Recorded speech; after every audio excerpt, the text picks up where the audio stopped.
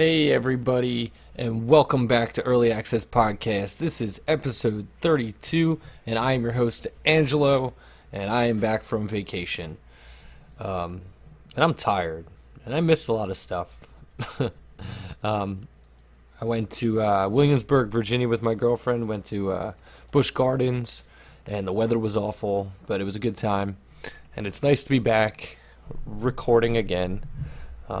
I know I said I was going to record an episode on Tuesday this past week, but I just got caught up packing and getting ready to leave, and we were driving out there. So if you haven't seen yet, though, if you're watching this live on Twitch or if you watch it on YouTube, go check out the new logo for the website. Let me know what you think for earlyaccessmedia.com. And I'm going to get that out of the way at the top of the show. Don't forget to check out earlyaccessmedia.com. Go subscribe to the YouTube channel, youtube.com/earlyaccesspodcast. I think we're 8 shy of 100 subscribers at this point, which is pretty good, considering it's all word of mouth and through reviews on Steam. So I'm happy with where that's at right now. I played a couple games today. This is the first day I really had a chance to sit down and play anything. I got back late last night. I just got done playing a bunch more Witcher 3, so if you haven't played Witcher 3 yet, again, go fucking play Witcher 3. I probably put 20-something hours in that game, and I have no idea how far along I am. Then again, I am the type that I do every quest that I can find. I'll probably put another 100 hours or so into that game before I hang it up. Alright, so besides The Witcher, I only played 2 games. Actually, I want to mention real quick, Fallout 4 trailer was released while I was on vacation, of course. Go check that out. I have a link on the website. Go look it up on YouTube though if you don't want to go that route. It looks great. It's a really cool trailer. A lot of back and forth with like a German Shepherd. Really excited for that. Actually, and that reminds me of another thing that happened while I was on vacation. So Steam decided to announce that they're going to allow refunds. Let me pull up the post I made so I can reference it real quick. So Steam is now offering refunds on all your digital purchases. So what that means is now you have 14 days from the day of your purchase, no questions asked, to pay to get your money back. There's a couple speculations though. I think it's the game has to have been played for less than 2 hours within 14 days of the purchase, and that's it. You'll be issued a full refund for your purchase within a week of it being approved, but you don't actually get cash back unless you, let me see. It says you'll receive the refund in Steam wallet funds or through the same method that you paid. So you will get your money back straight up. The thing is, when they posted, let me see, have they updated this? No, they haven't updated this. It doesn't reference early access games and whether or not that's included in how this is being handled. I have to imagine you can, though. But that's kind of wishy-washy, because if that was the case, half the people playing some of these games wouldn't even be playing them because they buy in because they're uncertain of what it is in the first place. I guess that's good for them, though. So I guess it's good all around. The other thing that I'm not a fan of, though, is under the abuse policy, it says refunds are designed to remove the risk from purchasing titles on Steam, not as a way to get free games. If it appears to us that you are abusing refunds, we may stop offering them to you. We do. Now, this is the part that I find interesting: is we do not consider it abuse to request a refund on a title that was purchased just before a sale and then immediately rebuying that title for the sale price. So basically, what they're saying is they're going to price match within 14 days if you haven't played it for more than 2 hours. if that's what they're saying, then just do that. Just make it an option, make it a thing, make it an automatic thing. If a game goes on sale within 2 weeks of you buying the game, you automatically get the difference back. Maybe just put it back in your Steam wallet or something. Because if that's what people are going to do, now you're just making us jump through an extra hoop if you want to get that refund, like that difference back. I guess just don't buy games before like big holiday sales and stuff, and you won't really have that problem. But I thought it was interesting. So yeah, now if you don't like any of these games, it's a little bit easier for me to recommend early access games now, because you can get your money back within 14 days if you don't like it. So now if you see something that I liked and you buy it, and I don't want you to feel bad about it, gives you more of an option now to get your money back. All right, we're gonna jump into what I've been playing. So, and we're gonna blow through this because I have over a dozen games that have come out, early access games that have come out since the last podcast. So this is probably going to run long, hopefully not too long, because I only have 50 megs per upload. So the first game I played this today. It's a game called Soccer Rage. It has 23 positive reviews, and I'm not sure why. It's $9.74. It's currently 35% off. It's usually $15. I played it for about an hour. And so it's a soccer game that has like a 2D fighting game in the middle of it. It looks super, futuristic. A lot of glowing neon lights and everything. Controlled okay. The thing is, it doesn't give you any explanation about the fighting part of it. It just happens every once in a while, and then all of a sudden you're in a fighting game and you're punching and kicking a guy. And you can lose players this way too. It's really weird. It's a combination of like FIFA and a bad fighter, and that's the thing. It's just not competent on either side of the coin for me. I think if they want this game to be better, they need to make it more arcade and less FIFA. It shouldn't be so particular with the soccer portion of it. The fighting portion needs to just be a little bit better. Because right now, when you're switching players, when you're passing the ball and everything, it just blows. It doesn't seem very accurate with who you're switching your player with. It's a little laggy. It's got a lot of work, but it is an early access, and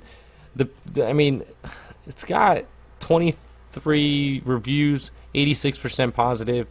I haven't looked at the forums yet or anything, but I'll do a video review of it. I just wanted to talk about it. I took a look at it because I knew I wouldn't have time to do videos today. Go wait for a video to come out or go check out a video.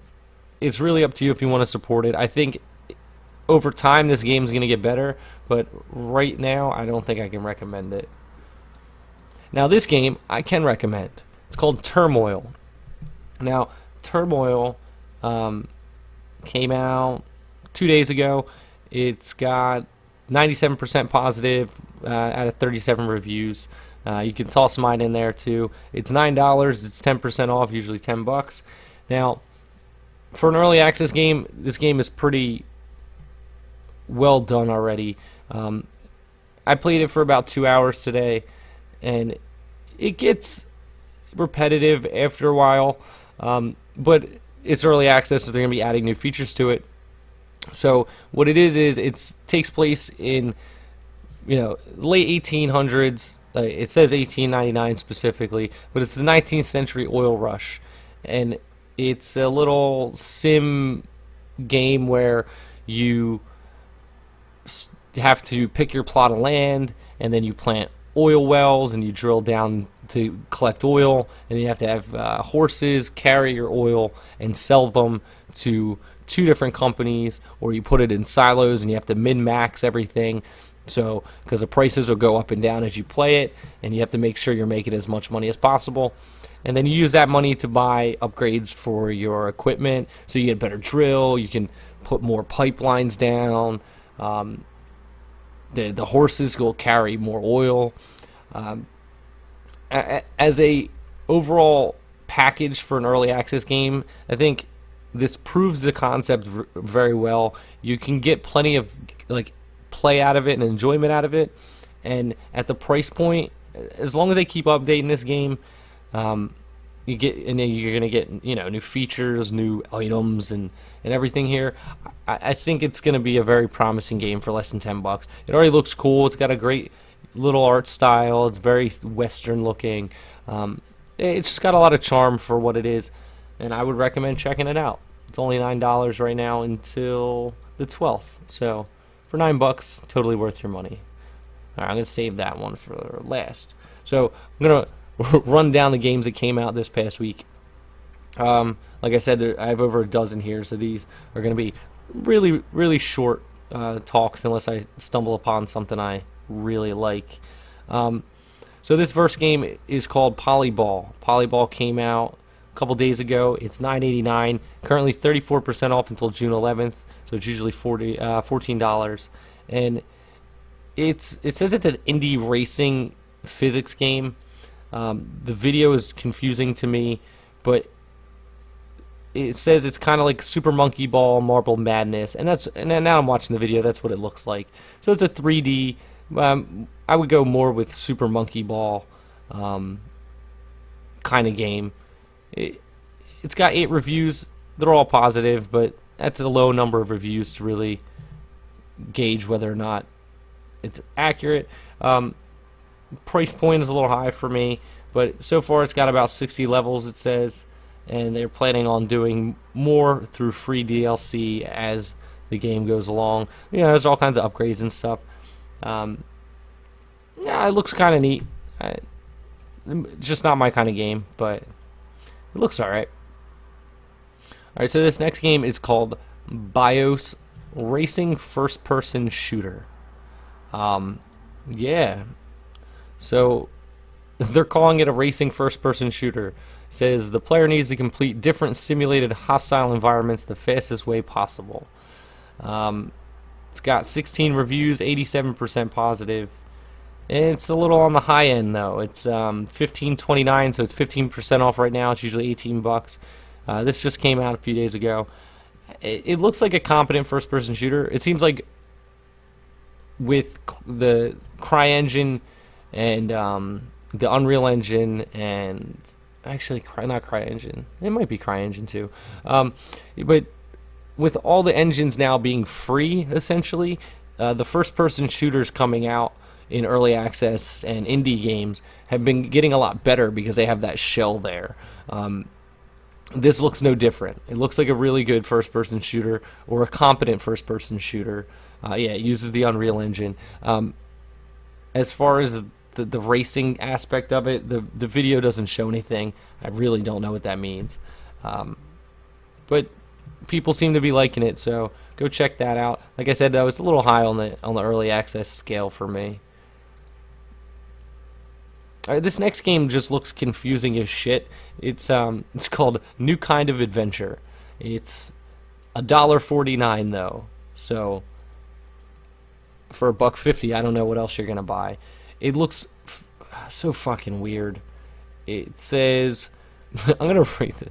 New Kind of Adventure is a 3D adventure game with RPG elements. Mary hides in a wardrobe after her parents had a fight. She falls asleep and then awakens in a magical world. Blah blah blah. So it's Narnia, Chronicles of Narnia, but like a weird single-player RPG game. I don't know. Go look at it. It's trippy as shit looking. It's really weird. It's just really weird. All right.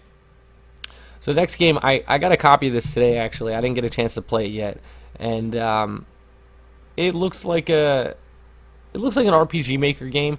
But from what I understand, this isn't the first of this series, or this is like a redone version of a previous game. It's called Doom and Destiny Advanced. It's $8. It's 20% off, usually $10. Came out the 3rd. But it says nerds are back into this preposterous turn-based RPG. Fight against Solomon Steele, the evil businessman. So it's got a great story. Like, it's got a cool looking story. It looks like a well done, deep, personalized RPG. It says it's comedy fantasy, but it looks cool. It looks like they use some original, they like a lot of original art. Unlike some other RPG games that are on this fucking service. I'm excited to check it out, so keep an eye out for the written review and the video. I'll be doing that soon. So this game, this game came out. This next game is called Stonehearth. Very positive, 96%, 332 reviews, $25 for an early access game, which is a lot. It says it's a game of exploration and survival. Build your own town, care for your earthlings, and defend against marauding invaders. Single player. It looks like a single player version of this game called Trove, by the guys at Glyph, who did the terrible launch of ArcAge.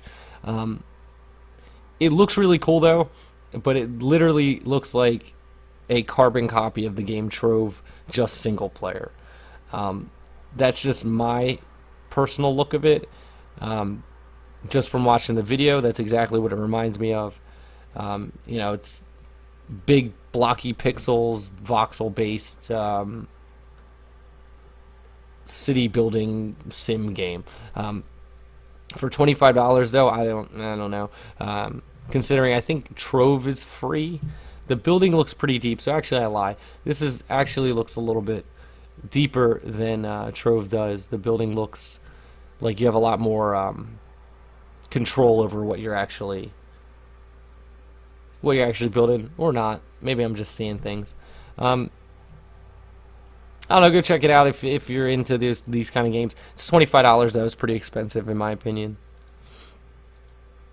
All right, this next game has no reviews because it's, I don't know why. It's $11.69, 10% off, usually $13. It's called Overgravity. It's a multiplayer space-themed shooter. Looks like a twin-stick shooter. You're running around, jumping on like planets and stuff. It looks fucking batshit crazy. Super colorful. I could see why it probably doesn't have any reviews yet because it's a multiplayer game, but there is a single-player aspect of it. I don't know, it looks pretty neat. It says dozens of weapons, lots of power-ups. It looks like a frantic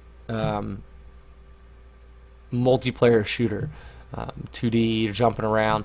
I don't know, it looks pretty cool. I just don't. It's multiplayer games never make sense to me. So I don't know anybody that buys into weird early access multiplayer games, except for me. All right, this game. I'm just gonna breeze over this one because I don't really understand it. It's not. I don't know who it's made for, but it's called TIS 100. Tessellated Intelligence System, and it's an open-ended programming game. So I'm assuming you're faced with a bunch of programming challenges, and you have to program your way out of it. People seem to really like it though. So if that's what you're into, it seems to be doing really well. It's 128 reviews, all positive. $6.29, 10% off, usually $7.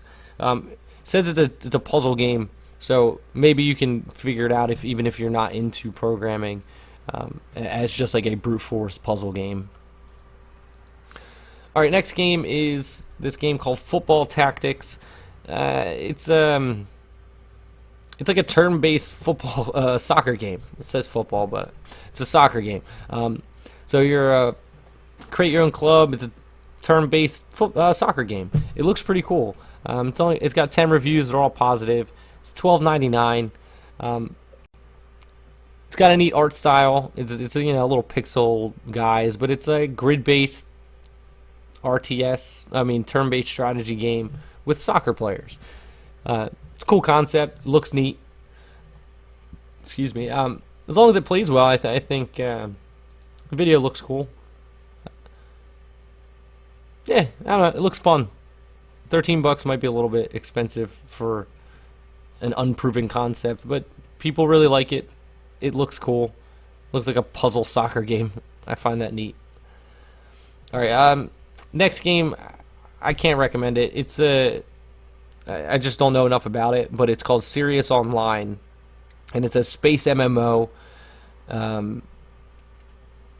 So space MMO where you're flying around doing stuff. It's $10, but with most of these games in early access, though, MMOs don't really work too well. You just never get enough players to do it competently. And my cat's knocking shit over. So as a MMO, I think the best thing to do is just keep following the forums for the game if you're into space MMOs, and see what other people are saying about it, honestly. Because for me, it just looks like another 3D space game. No real opinion.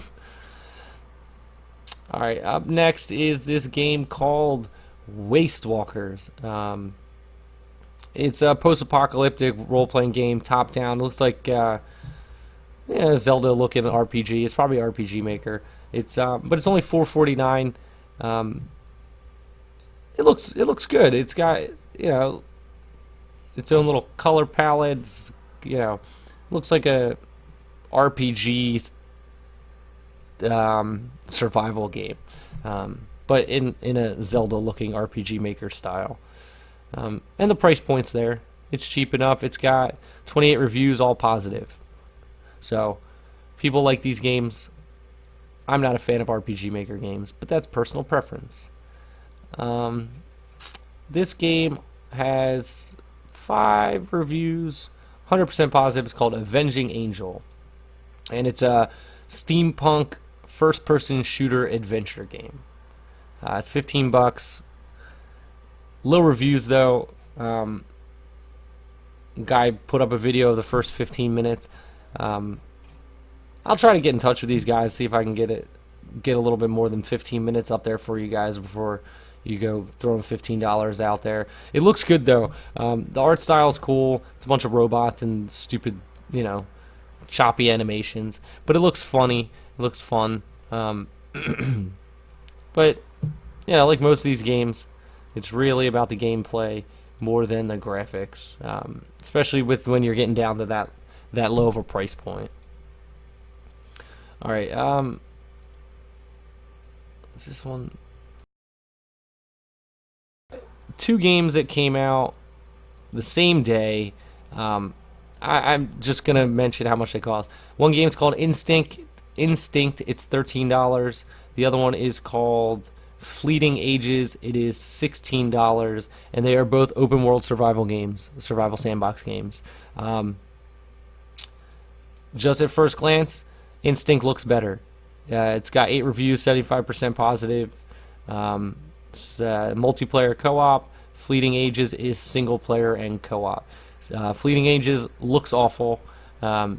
Just bad characters, bad animation. It just doesn't look good. However, Instinct actually looks good. It looks like they put a lot of work into the art style, the animation. But again, they all look like Rust or any other survival game. So get rid of those. So I got 2 games left coming into the home stretch here. So I got this game called Barren Roads. 17 reviews, 58% positive, so it's not doing too well. $9.89, 34% off, usually $15. It's a first-person RPG. It's listed as a first-person RPG adventure survival game. Although it looks like DayZ. It looks like a DayZ kind of game. A little bit more cartoony though. Let's see, what are some of the negative? Got some gear, started walking, got killed by a flying sniper 100 feet in the air. 10 out of 10, wouldn't play this game until it decides to use its potential. So it looks like they're having problems with controls and hackers already.